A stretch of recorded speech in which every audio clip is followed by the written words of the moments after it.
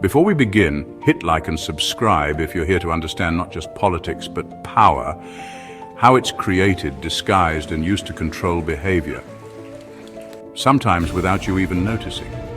Because the one big beautiful bill, it's not just legislation, it's a blueprint for power retention.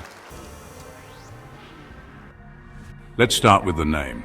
One Big Beautiful Bill. It's not a policy title, it's a marketing campaign. A slogan. This is what we call framing power, the ability to define the terms of debate before it even begins. By calling something beautiful, you disarm the public. You frame opposition as cynical. You make critique feel like a disruption of something already assumed to be good. This is how power shapes perception, not by censorship, but by emotional seduction. Let's go deeper. Section 110115 introduces MAGA accounts. That's money accounts for growth and advancement. Sounds useful. But the word MAGA? That's identity-based engineering.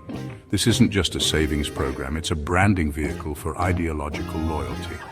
It tells you that if you believe in your country, your family, your kids, you should believe in this bill. But what it doesn't say, to access it, every family member must have a work-eligible social security number. That blocks millions of mixed-status families, not with a headline, but with a footnote.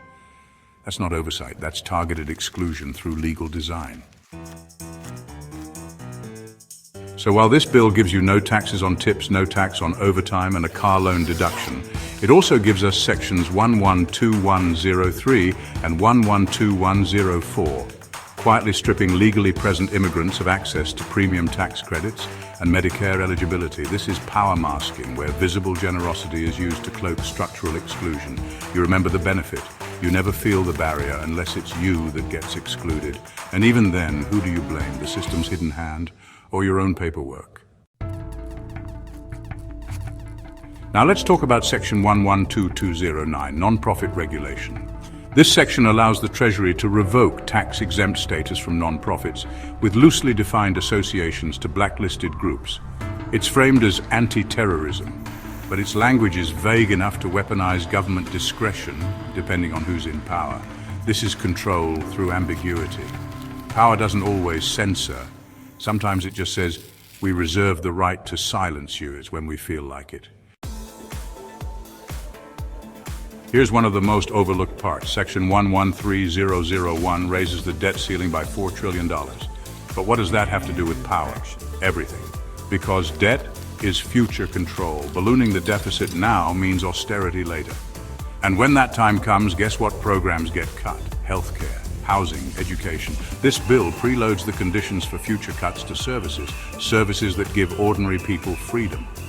And when people are desperate, they're more compliant. That's long game power hoarding. This bill isn't about helping working people, it's about managing perception while rebalancing control upward. Here's how. Power tactic, how it shows up in the bill. Framing power, beautiful in the title, emotional priming from page 1. Exclusion via design, SSN requirements, Medicare redefinitions, control via ambiguity, non-profit oversight with vague association rules. Deferred austerity, $4 trillion debt increase without structure equals forced future cuts. Tribal manipulation, MAGA branding to override critical policy engagement. So ask yourself, am I supporting policy or participating in a power narrative? Because real power doesn't announce itself. It wraps itself in patriotism. It smiles with a name like beautiful. It gives just enough to distract you while it rearranges the system beneath your feet. If this helped you see something you didn't before, like the video, share it and subscribe to PE3 Perspective. Because people shape power, and psychology explains people.